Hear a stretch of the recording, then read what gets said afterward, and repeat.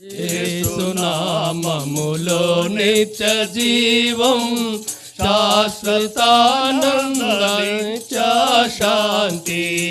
యేసు నామములో నిత్య జీవం, శాశ్వతానంద శాంతి. యేసు నామములో పాప శుద్ధి, యేసు నామములో పాప శుద్ధి. విశ్వసించిన సో సమృద్ధి, విశ్వసించిన సో సమృద్ధి. పైనున్న ఆకాశమందున, క్రిందున్న భూలోకమందున, పైనున్న ఆకాశమందున, భూలోకమందున లేదు రక్షణ ఏ నామమున, లేదు పాప విమోచన, లేదు పాప విమోచన. పైనున్న ఆకాశమందున యేసున వారికి విశ్రం, జీవము లేని వారికి జీవం. అలసి సొలసిన వారికి విశ్రం, జీవము లేని వారికి జీవం. నాశనమునకు జోగేండి వారికి, నాశనమునకు జోగేండి వారికి. యేసు నామమే రక్షణ మార్గం, యేసు నామమే రక్షణ మార్గం. పైనున్న ఆకాశమందున, క్రిందున్న భూలోకమందున, లేదు రక్షణ ఏ నామమున, లేదు పాప విమోచన, లేదు పాప విమోచన. పైనున్న ఆకాశమందున యేసు నామము స్మరించగానే, మనసు మారి నూతన మగును. యేసు నామము స్మరించగానే, మనసు మారి నూతన మగును. భేదమేమియు లేదెవ్వరికిని, భేదమేమియు లేదెవ్వరికిని. నాదుని స్మరించి తరింప, నాదుని స్మరించి తరింప. పైనున్న ఆకాశమందున, క్రిందున్న భూలోకమందున, లేదు రక్షణ ఏ నామమున, లేదు పాప విమోచన, లేదు పాప విమోచన. పైనున్న ఆకాశమందున.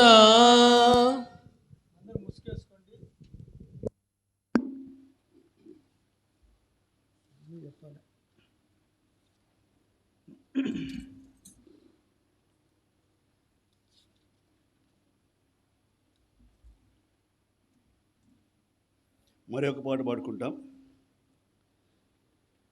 383వ పాట. వచనం మార్చి వచనం పాడుకుంటాం. 383. ఇది ఏ సమయంబు రండి, యేసుని చేరండి, ఇక సమయము లేదండి, రక్షణ పొందండి. ఇక సమయము లేదండి, రక్షణ పొందండి. పాపులనందరినీ తన దాపున చేర్చుటకై, తాపులు దానముగా తన ప్రాణమునిచెనుగా.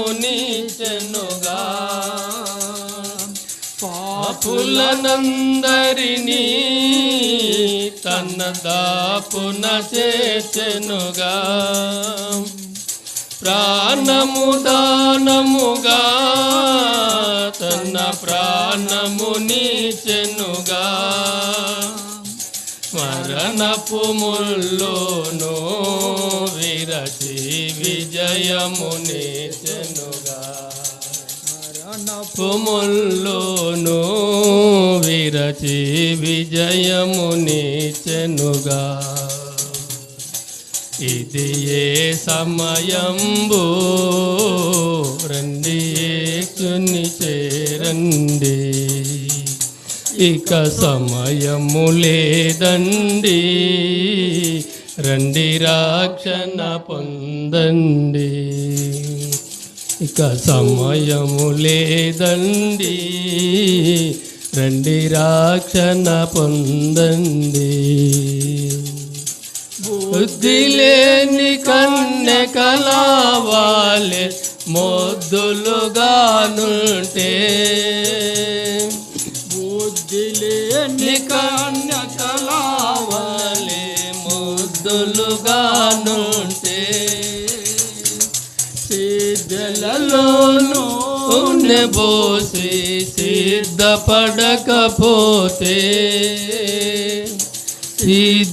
సిద్ధలలోనూ బోసి సిద్ధపడకపోతే తలుపులు దాటినను మీకు తెరువడు సోమంది తలుపులు దాటినను మీకు తెరువడు సోమంది ఇది ఏ సమయంబు రండి యేసుని చేరండి ఇక సమయము లేదండి రండి రక్షణ పొందండి ఇక సమయము లేదండి రండి రక్షణ పొందండి నమ్మిన వారికి క్రీస్తు నెమ్మదినిచ్చునుగా నమ్మని వారికి నిత్య నరకము తప్పదుగా నమ్మిన వారికి క్రీస్తు నెమ్మదినిచ్చునుగా నమ్మని వారికి నిత్య నరకము తప్పదుగా నిర్లక్ష్యము చేయకను రండి రక్షణ పొందండి నిర్లక్ష్యము చేయకను రండి రక్షణ పొందండి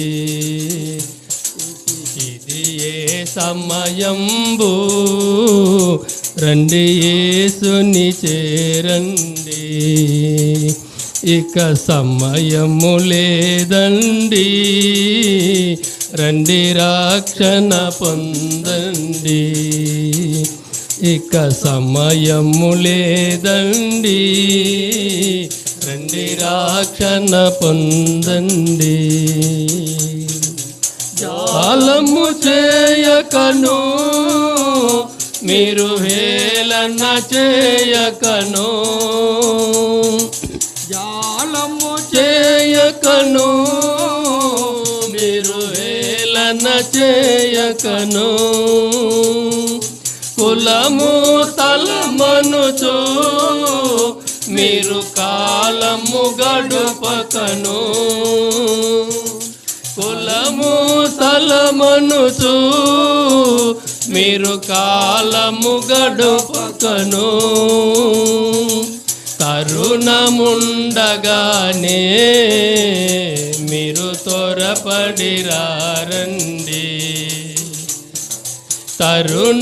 తరుణముండగానే మీరు త్వరపడిరారండి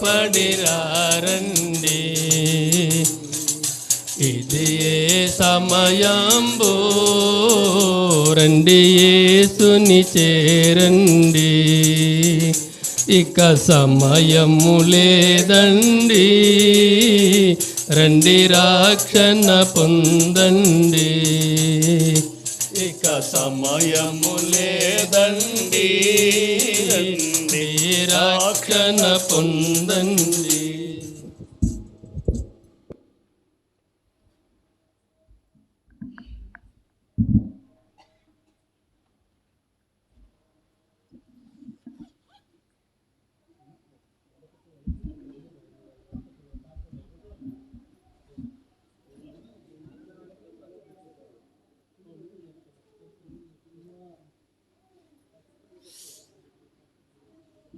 దేవుని వాక్యాన్ని ధ్యానించుకుందాం.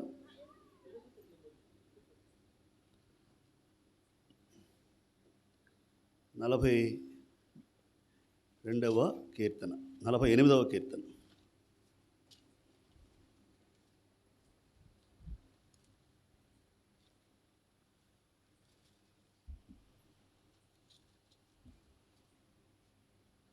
ఆఖరి వచనం చదువుకుందాం.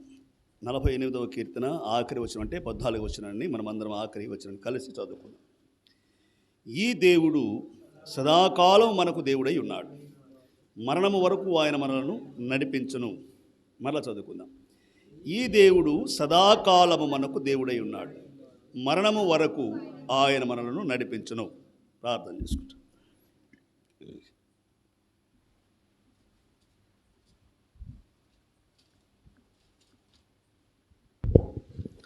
పరిశుద్ధుడైన తండ్రి, ప్రేమ కలిగిన దేవా, మరి ఒకసారి తండ్రి మీ సన్నిధిలో ఈ విధముగా సువార్తను ప్రకటించడం కొరకై మా కలుగు చేసిన వీలు కొరకై వందనాలు, స్తోత్రాలు. ఈ స్థలము వంగపాడు విలేజ్ ప్రభా, మా సోదరి కొండమ్మ గారి కుటుంబము దయగల మా తండ్రి జ్ఞాపకం చేసుకుని సహాయం చేయండి. ఆధారం చేసుకొని సువార్తను ప్రకటిస్తుండగా తండ్రి మీరే సహాయం చేయండి. మీ వాక్యము ఈ ప్రాంతంలో మరి ఒకసారి వినిపింపచేయమని ప్రార్థన చేస్తున్నాం.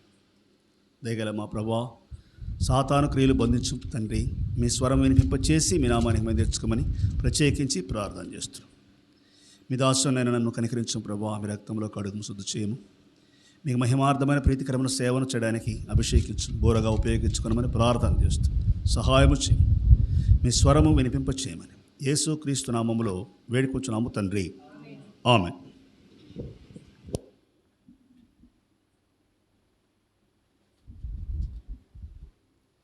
దేవుని పరిశుద్ధ నామమునకు మహిమ కలుగునుగాక.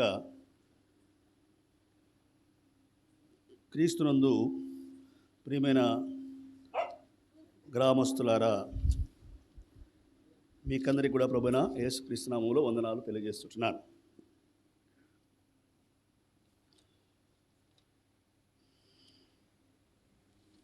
ఇంకో విషయం ఏంటంటే, ఎండల కాలము కాబట్టి సువార్త ప్రతి వారం మార్చి వారం ఈ ప్రాంతానికి వస్తున్నాం కనుక ఎండల కాలం అంటే ఒక 7:30 అయినా సరిపోతుంది. చలికాలం శీతాకాలంలో మనము ఆ విధంగా 7:30కు వస్తే ఎక్కువ పొద్దుపోయినట్టు కనిపిస్తుంది. అది ఆ విధంగా కాస్త ఇబ్బంది అవుతుంది. అలా ఇబ్బంది జరగకుండా మనం చూసుకోవాలంటే 7 గంటల నుంచి 7:30 లోపల స్టార్ట్ అయ్యేటట్టు చూసుకోవాలి. మ్యాక్సిమం 7 o'clock స్టార్ట్ అయిపోవాలి. అంటే 6:30, 7 గంటలకి ఈ ప్రాంతానికి వచ్చేస్తే ఎండల కాలంలో కాస్త ఫ్రీగా ఉంటుంది. మోరియా వాసులు అది గమనించాలని మనం చేస్తున్నాం. తర్వాత సెట్చర్లో కూడా అంతే. సెట్చర్లో కూడా రేపు నెక్స్ట్ వీక్ సెట్చర్లో సువార్త ప్రకటించడం జరుగుతుంది కనుక మరి వాళ్ళు కూడా సమయాన్ని ఫాలో కావాలని మనం చేస్తున్నాం.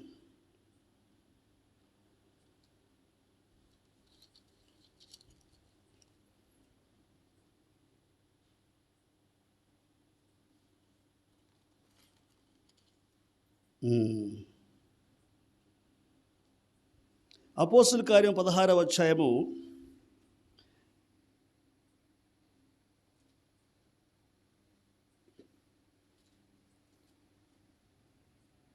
15వ వచనం చదువుకుందాం. ఆమెయు ఇంటివారు బాప్తిస్మము పొందినప్పుడు ఆమె ప్రభునందు విశ్వాసము గలదానని మీరు ఎంచితే నా ఇంటికి వచ్చి ఉండుడి. వేడుకొని బలవంతము చేశాను. చూసారా, అపోస్తలుడైన పౌలు శీల సువార్త ప్రకటిస్తూ తిరుగుతున్నప్పుడు ఒక సహోదరుని దగ్గర లూదియా అని ఆమె బాప్తిసం తీసుకుని ప్రభుని అంగీకరించింది.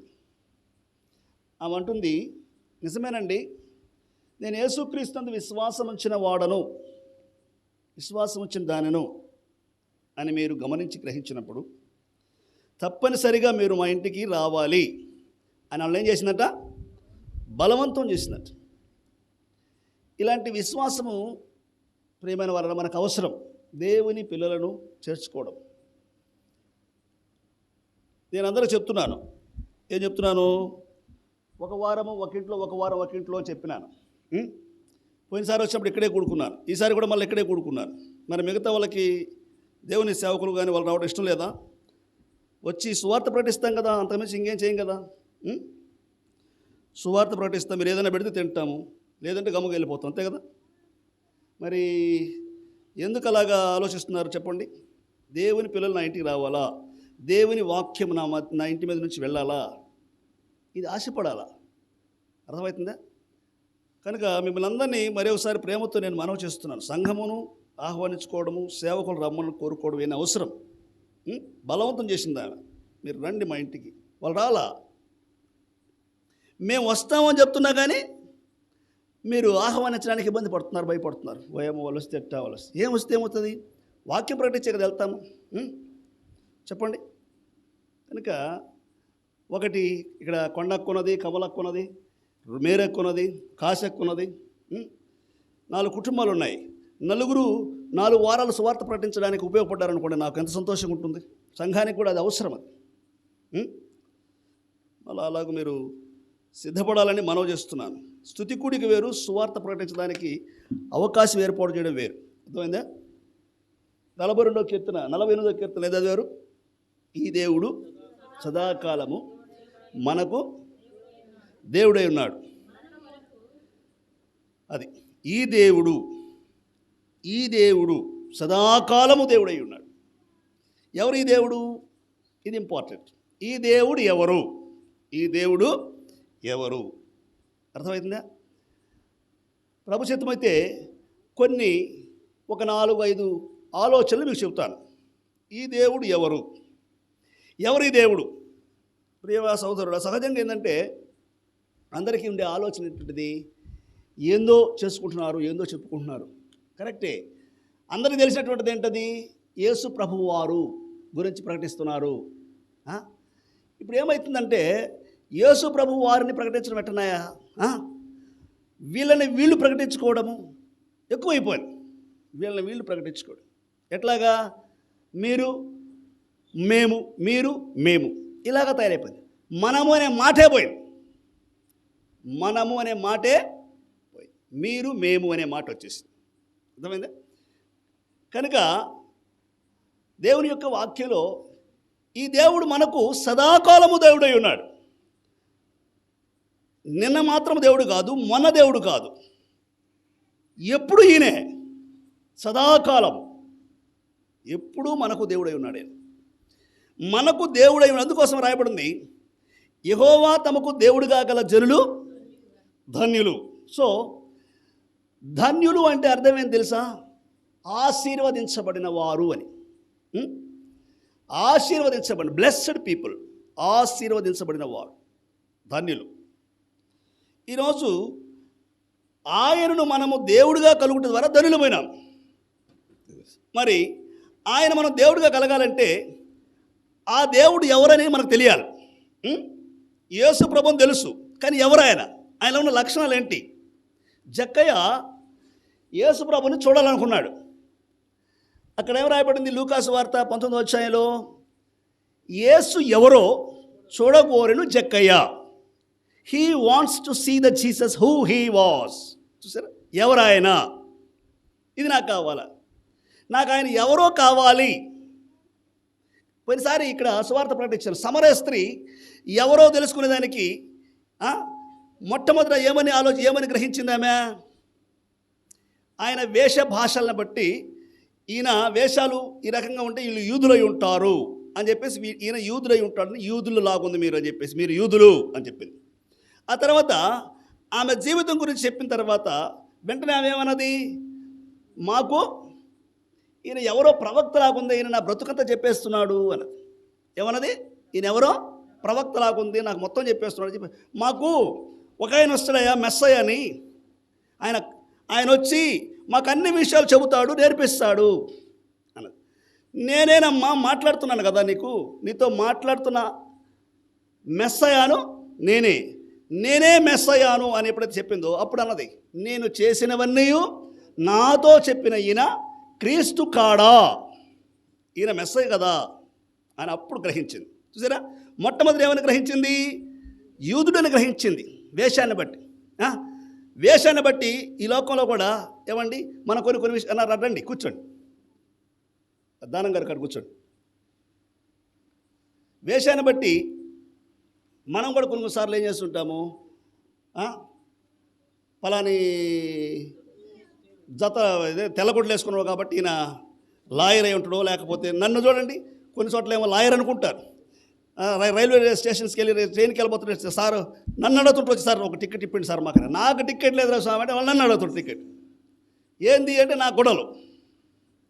సో పాస్టర్ లాగుంది ఈయన అనేటువంటి ఎవరు తెలుసు, కొంతమంది తెలుసు, కొంతమంది పాస్టర్ అనుకుంటారు, కొంతమంది ఏమో లాయర్ అనుకుంటారు, కొంతమంది ఏమో టీసీ అనుకుంటారు, కొంతమంది ఏమో పాస్టర్.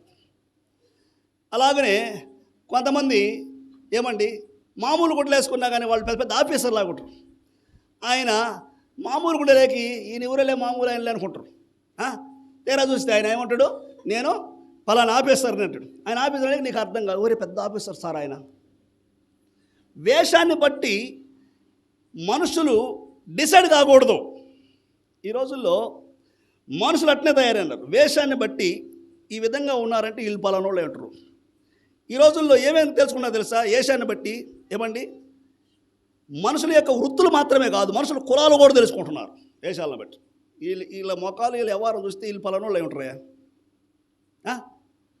వీళ్ళ మొక్కలు చూస్తే ఎట్టుండే వీళ్ళే పలానోళ్ళు అయి ఉంటారు వీళ్ళు. చూడండి ఎంత దారుణంగా ఉంది సొసైటీ. అందరినీ తెలుసుకోవడానికి ఇష్టపడుతున్నారు, బట్ అందరినీ తెలుసుకునే దానికి ఇష్టపడుతున్నారండి లోకంలో. ఈ దేవుడు ఎవరు అని తెలుసుకోలేకపోతే ఎందుకని, ఈ దేవుడి గురించి ఆలోచన చేస్తే కదా, ఈ దేవుడి గురించి ఆలోచన చేస్తే తెలుస్తుంది, లేకపోతే తెలియదు. అందుకే ఉన్నాడంటే ఈ దేవుడు సదాకాలము మనకు దేవుడు, ఈ దేవుడు మరణం వరకు నడిపించేవాడు. అంత మాత్రం కాకుండా ఈయన దేవుడుగా కలిగి మనం కానీ బ్రతికితే మనం ఎవరమవుతాము, ధనులం అవుతాము, అంటే ఆశీర్వదించబడిన వాళ్ళం. ఈ రాత్రి కాలము నువ్వు నేను ఆశీర్వదించబడిన వారం కావాలా, ఆశీర్వదించబడిన వారం కావాలంటే ఈ దేవుడు ఎవరో మనం స్పష్టంగా తెలుసుకోవాలి. అర్థమైందా? ఈ దేవుడు ఎవరో స్పష్టంగా తెలుసుకొని ఆ దేవుని యొక్క లక్షణాలను బట్టి మన విశ్వాస జీవితాన్ని మనం ఏం చేసుకోవాలా, ఏమండి అభివృద్ధి చేసుకోవాలి. ఒకవేళ తెలియలేదనుకో తెలుసుకోవాలి, తెలుసుకోవాలి. అంతేగాని మొఖమాటం కోసము లేకపోతే ఇంకో దానికోసం మూర్ఖంగా ప్రవర్తించకూడదు. అలాగే జరుగుతాం సొసైటీలో అలాగే జరుగుతుంది, లోకంలో అలాగే జరుగుతుంది. నీ కాడ జరగకూడదని నువ్వు ఆలోచించి. అందరూ చెప్పుకుంటున్నారు, నేను బాస్ అందరూ చెప్పుకుంటున్నారు, అందరూ పోయే నడిచి అందరూ ఏ విధంగా ఆలోచన చేస్తున్నారని నీకు అనవసరం, నువ్వేమీ ఆలోచన చేస్తున్నావు. అదే యేసు అడిగినాడు ఒకరిని, అయ్యా అందరూ అట్ట అనుకుంటున్నారయ్యా నీ గురించి ఏమాట, అందరూ అనుకుంటున్నారు లేవయ్యా నా గురించి, నువ్వేమనుకుంటున్నావు ఏంటి, నువ్వేమనుకుంటున్నావు అన్నాడు యేసు ప్రభు. ఈ రాత్రికాలం నేను కూడా ఆయన పక్షాన్ని మాట్లాడుతుంది. మీరు ఏమనుకుంటున్నారు, మీరు ఏం ఆలోచిస్తున్నారు ఈ దేవుణ్ణి?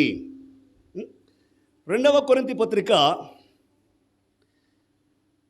ఆఖరి అధ్యాయము ఆఖరి నుండి 2వ వచనం చదువుతారా?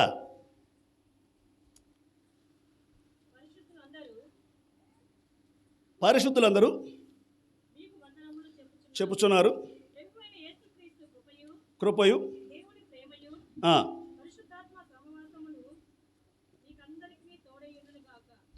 మీకందరికీ తోడయుడునుగాక. 11వ వచనమ్మా, 11వ వచనం చదువు.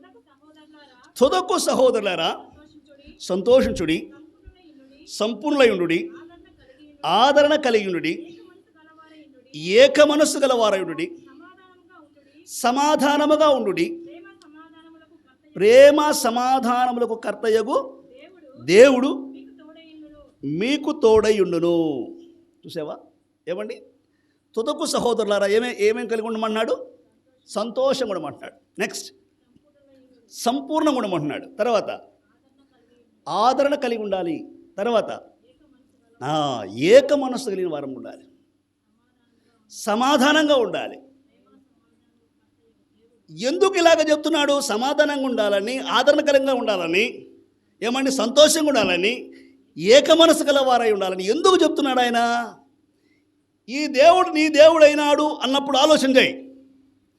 ఈ విషయాలు ఆదరణ కలిగి ఉండాలని, ప్రేమ కలిగి ఉండాలని, తర్వాత సమాధానం కలిగి ఉండాలని, ఏక మనస్సు కలిగి ఉండాలని ఎందుకు చెప్తున్నాడంటే ఆ దేవుడు ఎవరంట? ప్రేమ సమాధానములకు కర్త. ఎంతమంది? ఇంగ్లీష్ బైబిల్ అంటాడు ద గాడ్ ఆఫ్ లవ్ అంటాడు. ప్రేమ గల దేవుడు. ఆయన ప్రేమ ఉంది, ఆయన కాడ ప్రేమ ఉంది కనుక ఆదరణిస్తున్నాడు. ప్రేమ ఉంది కనుక ఏకమనస్తు ఉంటున్నాడు. ప్రేమ ఉంది కనుక సమాధానంగా ఉంటున్నాడు. ప్రేమ ఉంది కనుక సంతోషంగా ఉంటున్నాడు. మరి ఆ దేవుణ్ణి మనం కలిగి ఉన్నాము. మన దగ్గర సమాధానం లేదు, మన దగ్గర సంతోషం లేదు, మన దగ్గర ఏక మనసు లేదు. మీ దారి మీది, నా దారి నాది. మీరు మా వాళ్ళు గారు, మేము మీ వాళ్ళం కాదు. ఏందయ్యా ఇది? మన దేవుడే కదా ఆయన. ఈయన మంది నీ దగ్గర ఉండే పుస్తకం బైబిల్ కాకుండా వేరే విధంగా ఉందా? 66 పుస్తకాలు నా దగ్గర ఉన్న బైబిల్లో. మీ దగ్గర 66 ఉండే లేకపోతే 67 ఉండే? మరి మీ దగ్గర ఉన్న బైబిల్ కూడా అదే కదా. మరి అదే అయినప్పుడు నీకు నాకు ఇద్దరికి ఒకటే కదా బోధ. మరి ఎందుకు తేడాలు వచ్చినాయి? ఈ దేవుడు మన దేవుడు కాదు. ఇంకనూ ఆలోచన చేయలేదు నువ్వు. ఇంకనూ ఈ దేవుడిని అంగీకరించలేదు. ఇంకనూ ఈ దేవుడిని నువ్వు స్వీకరించలేదు. ఏదో నామకార్థంగా మాత్రమే దేవుడు వెంబడిస్తున్నావు. రాత్రికాలంలో ఆలోచన సహోదరుడా, సహోదరి, నామకార్థంగా ఆలోచిస్తున్నాడు. ఏదో పోవాలా, ఏదో ఉండాలా, ఏదో తినాలా, ఏదో చేసుకోవాలా. ఈ దేవుడు నీ దేవుడు అయినాడా కాలేదా? ఇది ప్రశ్న. ప్రేమగల దేవుడు ఆయన. ఏ దేవుడు అంట? ప్రేమగల దేవుడు. రెండవది రండి, రోమాపత్రిక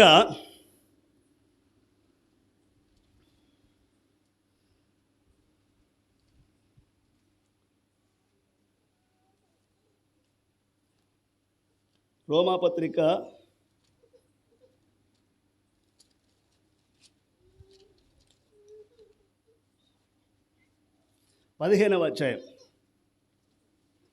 33వ వచనం. సమాధానకర్తయగు దేవుడు. చాలు. ఏం దేవుడు ఈ దేవుడు? మొట్టమొదటిది ప్రేమగల దేవుడు. రెండవది సమాధానకర్త అయినటువంటి దేవుడు. God of love, God of peace. అర్థమైందా? God of peace. సమాధానం ఉందంట కదా. అందుకోసం అన్నాడు, యెషయా గారి ద్వారా ప్రకటించినాడు ఆ రోజులోనే. ఎలయనగా మనకు శిశువు పుట్టెను, కుమారుడు అనుగ్రహించబడెను, ఆయన భుజముల మీద రాజ్యభారం ఉండును. ఏమండి, శిశువు పుట్టాడు. శిశువు ఆడ శిశువై పుట్టాడా, మగ శిశువై పుట్టాడా అని ఆలోచన చేస్తే ఆ శిశువు ఏ శిశువు అంటే బాగా వింటున్న వాక్యం వినండి చక్కగా. అర్థమైందా? ఏదో నేను కాకమ్మ కబుర్లు చెప్తానేడా, కాకమ్మ కబుర్లు చెప్తుంటే ఏముంది అనుకోవచ్చు. వాక్యం వింటే నీకు ఆత్మ సంబంధంగా నువ్వు ఎదుగుతావు. వాక్యం వినకపోతే ఎదగవు. అర్థమైందా? వాక్యం వినాలనేటువంటిది నా యొక్క ఆశ. అందుకోసం భారం కలిగి చెప్తుంటాను వాక్యాన్ని నేను ఎప్పుడైనా కానీ. రెండవ విషయం ఏంటంటే, వాళ్ళు శిశువు పుట్టినను అనౌన్స్ చేశాడు యెషయా. ఎందుకని ప్రకటించినాడు అంటే, ఆ పుట్టినటువంటి శిశువు ఆడ శిశువై పుట్టాడా, మగ శిశువై పుట్టాడా అంటే కింద రాయబడింది కుమారుడు అనుగ్రహించబడని రాయబడింది. అంటే పుట్టిన శిశువు మగ శిశువై పుట్టాడు, పుట్టినవాడు కుమారుడు. ఎందుకు పుట్టాడు ఈయన? ఎందుకు పుట్టాడు? ఎలా పుట్టాడు ఆయన? అనుగ్రహం వలన పుట్టాడు. ఎలా పుట్టాడు? అనుగ్రహం వలన పుట్టాడు. అనుగ్రహం అంటే ఏంటి? ఎవరికైనా ఇచ్చేద్దాం అనేటువంటి మనసు. ఎవరికైనా ఇచ్చేద్దామని మన పిల్లకాయలను కనుక్కుంటాం, మనం సాక్కుందని కనుక్కుంటామా? చెప్పండి, సాక్కుందని కనుక్కుంటాం. మన పిల్లలు ఎవరికైనా ఇచ్చేస్తామా? ఏం కష్టమో నష్టమో తిప్పలు పడైనా సరే పిల్లలను మనం బతికించుకుంటాం. కానీ దేవుడు తన కుమారుని ఇచ్చేయాలని చెప్పేసి ఇచ్చినాడు లోకానికి. ఆలోచన చేసినాడు. చూసారా? అనుగ్రహం వలన కలిగిన వాడు యేసుక్రీస్తు వారు. ఎందుకు పుట్టాడు ఇలాగా అంటే రాజ్యభారమును భరించడానికి. అర్థమైందా? ఆయన భుజముల మీద ఏముంటుంది? రాజ్యభారం ఉంటుంది. ఎవరంట ఆయన? ఈయన ఎవరో తెలుసా? ఆశ్చర్యకరుడు, ఆలోచనకర్త. ఆశ్చర్యకరుడు అనేటువంటి పదం బాగుంది, ఆలోచనకర్త అనే పదం బాగుంది. మూడవది బలవంతుడైన దేవుడు. అంటే దీని అర్థమైంది, బలవంతుడైన దేవుడు. దేవుడే కుమారుడై ఈ లోకంలో పుట్టాడు. బలవంతుడైన దేవుడు అంటే దేవుడే కుమారుడై ఈ లోకంలో పుట్టాడు. బలవంతుడైన దేవుడు తర్వాత నిత్యుడకు తండ్రి అని రాయబడింది. అంటే తండ్రి అయిన దేవుడే కుమారుడై ఈ లోకంలో పుట్టాడు. తండ్రి అయిన దేవుడే కుమారుడై ఈ లోకంలో పుట్టాడు. ఆ తర్వాత ఏం రాయబడింది? నిత్యుడకు తండ్రి సమాధానకర్తయగు అధిపతి. సమాధానం కలుగ చేయడానికి ఈ లోకంలో పుట్టాడు. తండ్రి అయిన దేవుడు సమాధానం కలిగించుట కొరకై కుమారుడిగా ఈ లోకంలో జన్మించాడు. ఏమిటి ఈ సమాధానము? రోమాపత్రిక 5వ అధ్యాయము మొదటి నుండి చదువు. కాబట్టి ఆ, విశ్వాస మూలమున మనము నీతిమంతులముగా తీర్చబడి మన ప్రభువైన యేసుక్రీస్తు ద్వారా యేసుక్రీస్తు ద్వారా దేవునితో సమాధానము కలిగి ఎవరితో సమాధానము? దేవునితో సమాధానము. అర్థమైందా? ఎఫెసీ పత్రికలో ఏం రాయబడింది? మనము పరదేశులము, పరజనులము, వాగ్దాన నిబంధన లేని వారము, ఇశ్రాయేలుతో సహపౌరసత్వం లేని వారము, లోకమందు దేవుడు లేని వారము అని రాయబడింది అక్కడ. లోకంలో దేవుడే లేనటువంటి నాకు నీకు ఏమంటే దేవుడు వచ్చినాడు. ఆ దేవుడు దేనికి వచ్చాడు అంటే సమాధానం కలిగించడానికి వచ్చినాడు. దేవునికి మనకి మధ్యలో ఏం కలిగించాడు? సమాధానం. సమాధానం దేనివల్ల పోయింది? అసలు సమాధానము దేనివల్ల పోయింది?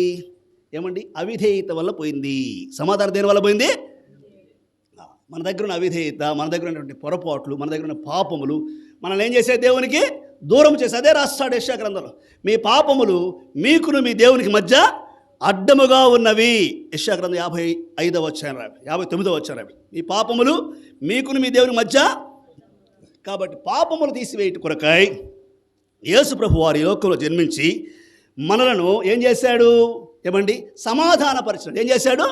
సమాధానపరిచాడు. కనుక ఆయన ఎవరయ్యా అంటే సమాధానకర్త, గాడ్ ఆఫ్ పీస్. అర్థమైందా? ఇది రెండవ సంగతి. మూడవ సంగతి రండి. మూడవ సంగతి ద్వితీయోపదేశకాండము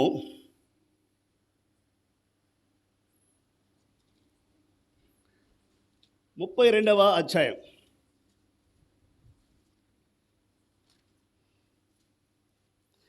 4వ వచనం చదవండి. ఆశ్రయదుర్గముగా ఉన్నాడు. అమ్మా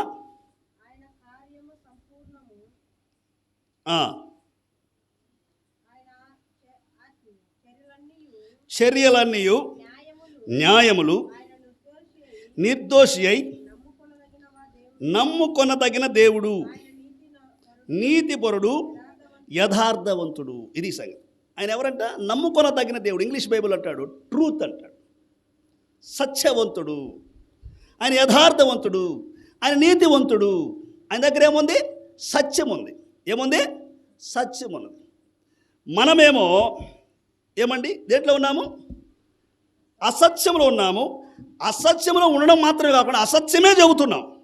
ఇప్పుడు అబద్ధం చెప్పడంలో ఎవరైనా ఉన్నాము ఇక్కడ? అందుకే లోకంలో ఒక మాట అంటారు, వాడు మంచిని తాగినట్టు అబద్ధం చెప్తున్నాయా? ఏంటి? ఎట్ట చెప్తున్నా అబద్ధమా? మంచిళ్ళు రోజుకి ఎన్నిసార్లు తాగుతారు? చెప్పండి. మంచినీళ్ళు రోజుకి ఎన్నిసార్లు తాగుతారు? ఒక 4-5 సార్లు తాగుతారు, లేదా ఒక 10 సార్లు తాగుతారు, లేకపోతే ఒక 20 సార్లు తాగుతారు అనుకుందాం. అంటే 20 సార్ల కంటే ఎక్కువ అబద్ధం చెప్పవా నువ్వా? చెప్పు. 20 సార్ల కంటే ఎక్కువ అబద్ధం చెప్పవా?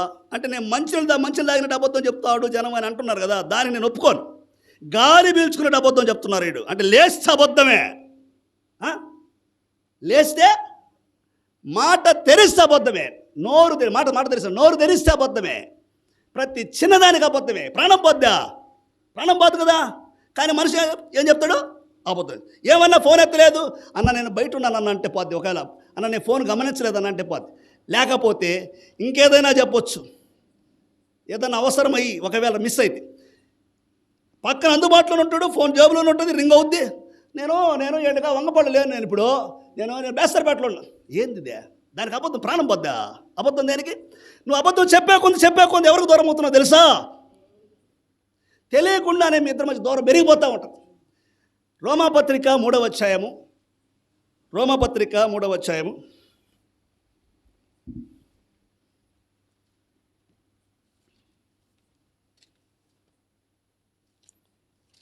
వచనం అనుకుంటాను.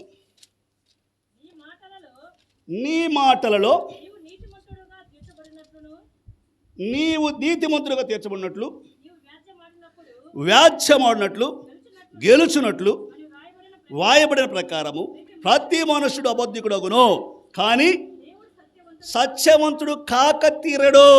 దేవుడు ఎలాంటి వాడంట? సత్యవంతుడు. మనమేమో అబద్ధికులం. ప్రతి నిమిషం అబద్ధమే, ప్రాణం బాధ ఏం కాదు, ఊరికి అబద్ధం ఆడుతుంటాడు. ఎంత దౌర్భాగ్యం అండి ఇది. ప్రతి చిన్నదానికి అబద్ధమే, ప్రతి చిన్నదానికి అబద్ధమే. లేదన్న తలకాయ నొప్పిగా ఉండి బాగలేక పడుకొని ఉన్నానన్న చెప్పు. నేను ఒకసారి నరసరావుపేటలో పనిచేసేటప్పుడు విజిటింగ్కి వెళ్ళాను. విజిటింగ్కి వెళ్ళేకి అపార్ట్మెంట్ అది.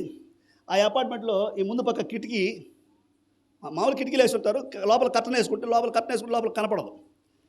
ఆ కట్టన కొంచెం తొలిగి ఉంది. కొంచెం తొలిగి ఉండలేక ఎవరు ఉన్నారు ఏం చేస్తాం చూసారు.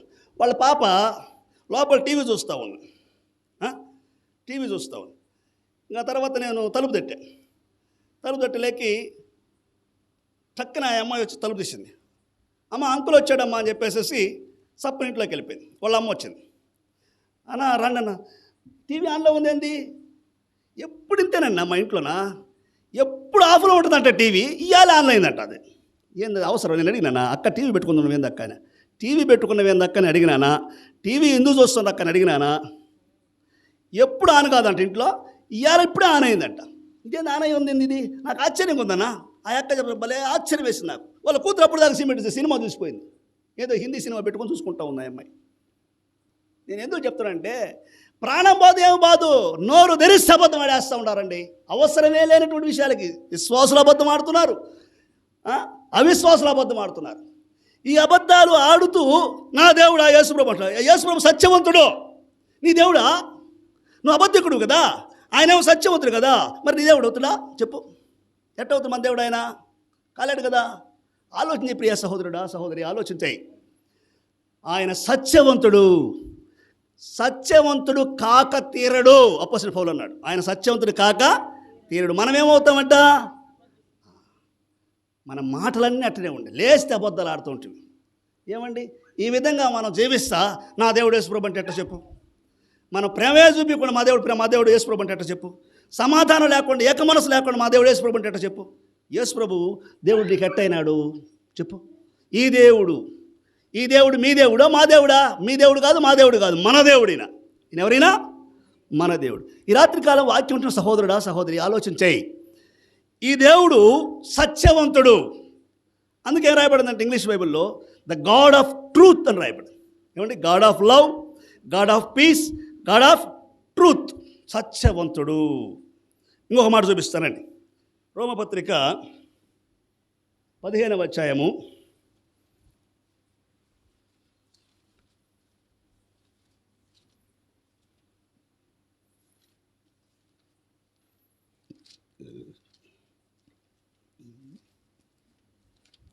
15వ అధ్యాయము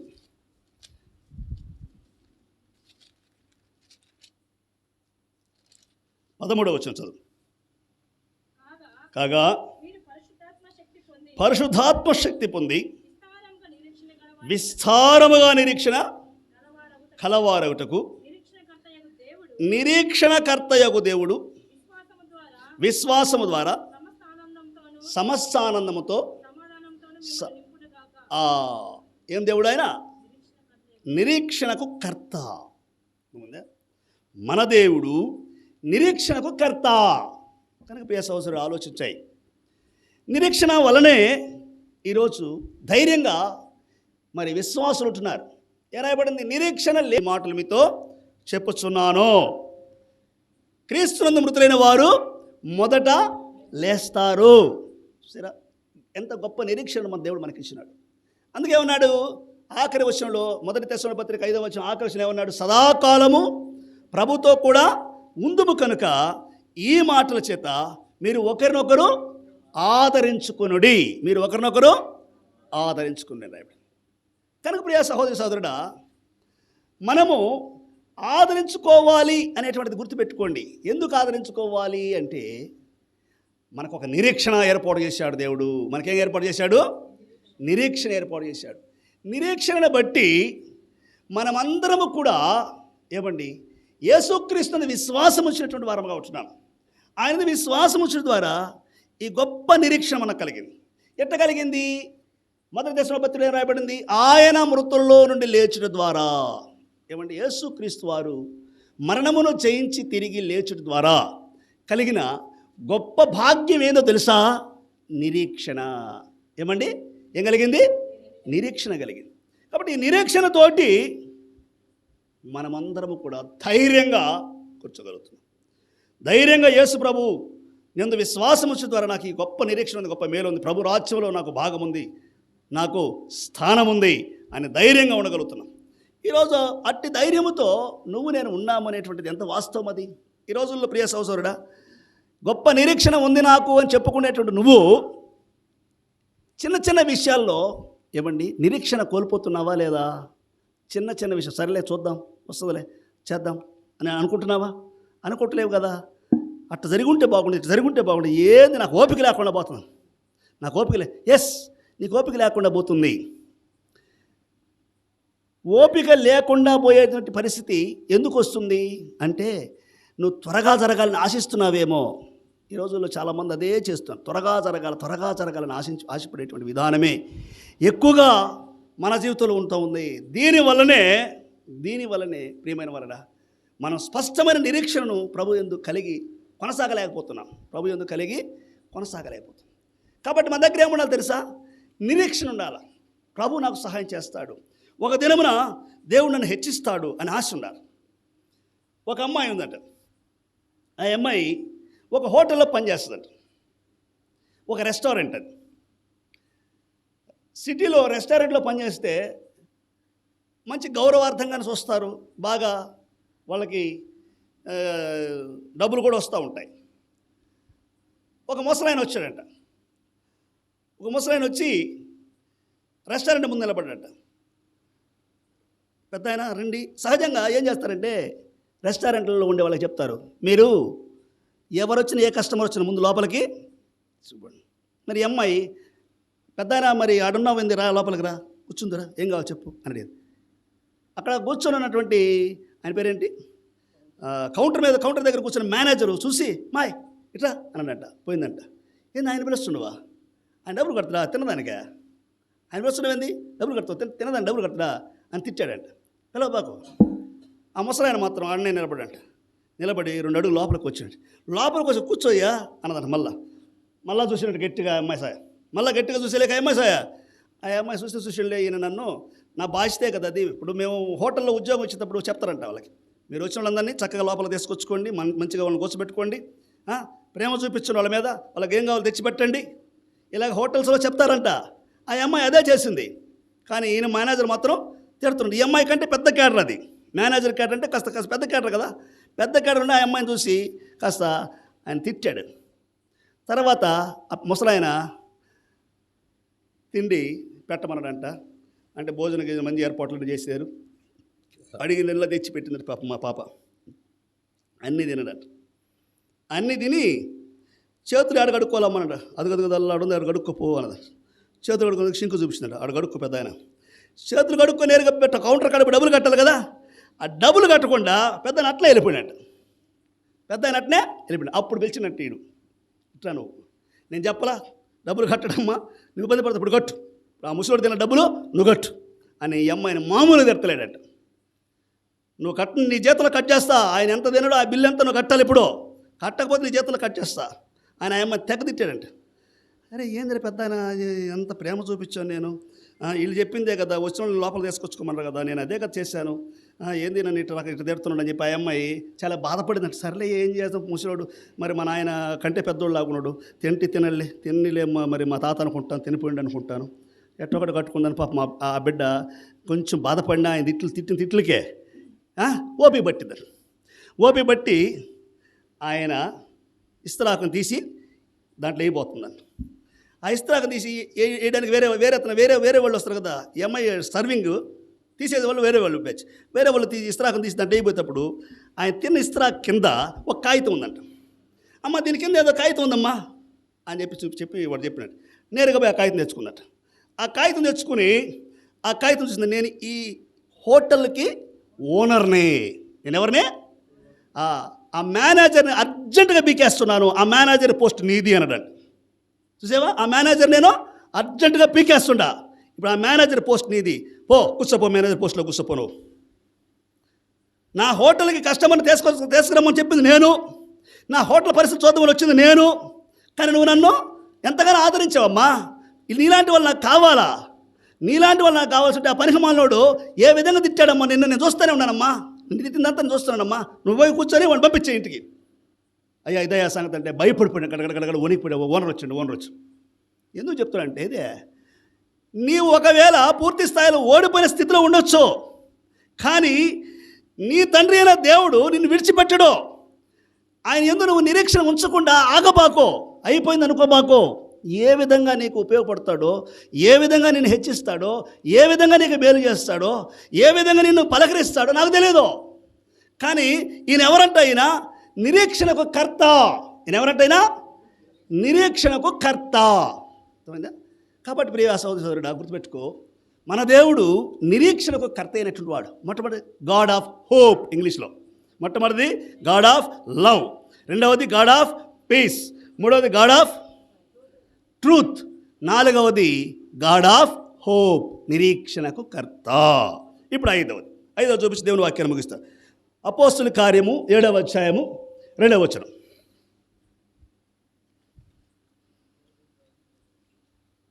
మరియు దేవుడు ఏ జనమునకు వారు దాసులై ఉందురో ఆ జనమును నేను విమర్శ చేయదననియు, ఆ తరువాత వారు వచ్చి ఆ చోట నన్ను సేవించరనియు చెప్పాను.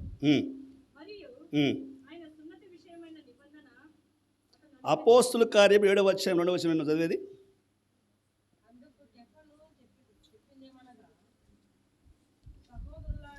సహోదరులారా, తండ్రులారా, అది తండ్రుల వినుడి, మన పితరుడైన అబ్రహాము హారానులో కాపురముండక మునుపు మెసపటోమియాలో ఉన్నప్పుడు మహిమగల దేవుడు అతనికి ప్రత్యక్షమై.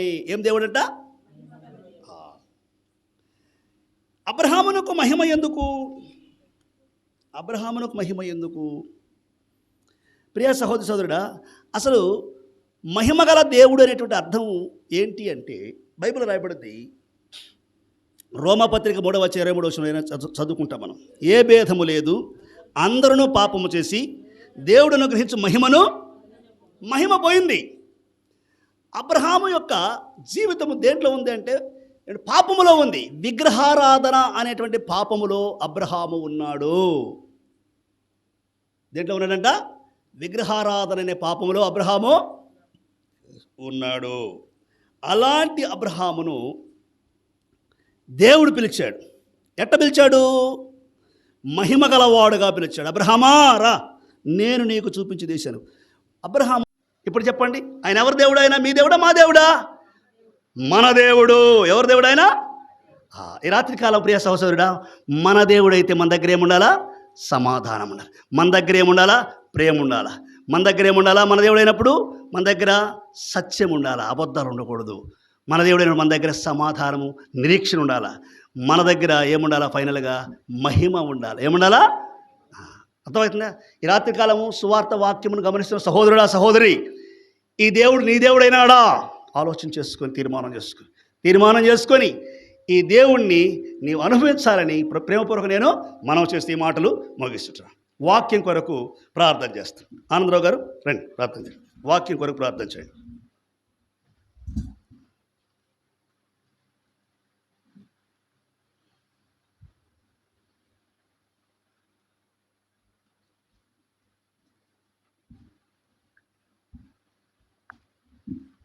ప్రేమగల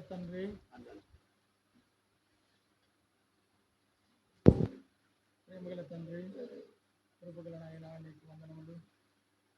ఇంతవరకు నీ దాసుని ద్వారా మీరు మాట్లాడుతున్నారు ప్రభువా, నీకు స్తోత్రములు.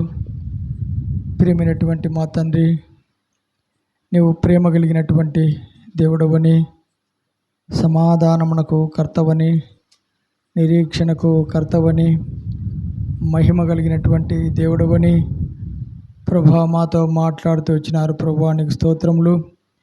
ఇటువంటి దేవుణ్ణి నమ్మి సమాధానముగా ఉండుటకై ప్రభా విన్నటువంటి వారి అందరి హృదయాలలో ఈ యొక్క వాక్యం ద్వారా కార్యమును జరిగించమని మనవి చేసుకుంటున్నాం.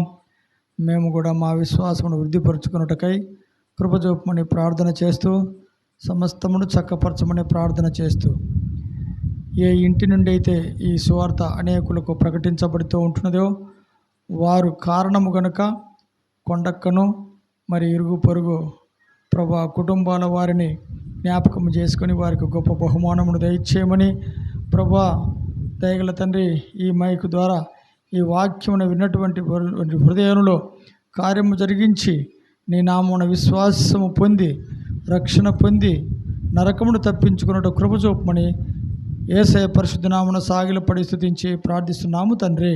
ఆమేన్. ప్రకటనలు గమనించండి. రేపు ఆఖరి ఆదివారం అంటే ఈ మాసంలో రేపు నెక్స్ట్ సండే అంటే 31 వస్తుంది, 31 తారీఖు వస్తుంది. 31 తారీఖు మరి ఆఖరి ఆదివారం ఈ నెలలో, అంటే రాబోతున్న ఆదివారం, రేపు రాబోతున్న ఆదివారం సెట్సెరలో సువార్త ప్రకటించడం జరుగుతుంది. తిరిగి మరలా ఇక్కడ సువార్త ఎప్పుడు ప్రకటించబడుతుంది? జూన్ మాసము మొదటి వారం. అంటే ఎన్నో తారీఖు వస్తుంది? ఎన్నో తారీఖు వస్తుంది? మ్యాక్సిమం 7వ తారీఖు ఆ ప్రాంతం వస్తాం అమ్మా. 8వ తారీఖు వస్తుందా? అదే 8వ తారీఖు వస్తుందా? తారీఖు 8 వస్తుందా? రైట్. కాబట్టి అప్పటికల్లా మరి మీరు మీ వంగపాటు వాళ్ళు గుర్తుపెట్టుకోవాలి, సువార్త కూడిక ఆ రోజు ఉంది 8వ తారీఖున అని మీరే గుర్తుపెట్టుకొని సిద్ధపడాలా. అర్థమైందా? అదే సమయంలో మీరు పక్కన వాళ్ళని పిలుచుకుంటే ఇంకా మంచిది. చివరిగా మరి ఆ తర్వాత స్థానిక బేస్తవారిపేట విలేజ్లో అది జంక్షన్ దగ్గర మౌంట్ మోరియా అనేటువంటి ప్రేయర్ హౌస్ కట్టబడుతూ వచ్చింది. ప్రభు ఇచ్చినాడు సహవాసము. అక్కడికి వచ్చినట్లయితే మీరు ఎక్కువగా అనేక విషయాలు తెలుసుకోగలుగుతారు. మరి చివరిగా ప్రార్థన చేసి సెలవు తీసుకుంటాం. ప్రకాశం అన్న.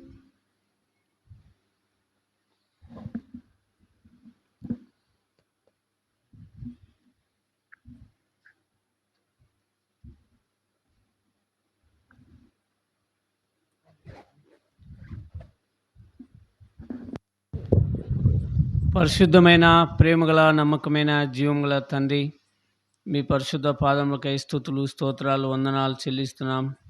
నువ్వు ఉన్నవాడు అన్నవాడు ఆది అంతమున్న దేవుడవు తండ్రి, సర్వాధికారివైన దేవుడు, సర్వశక్తిమంతుడైన దేవుడైనందుకై స్తోత్రాలు.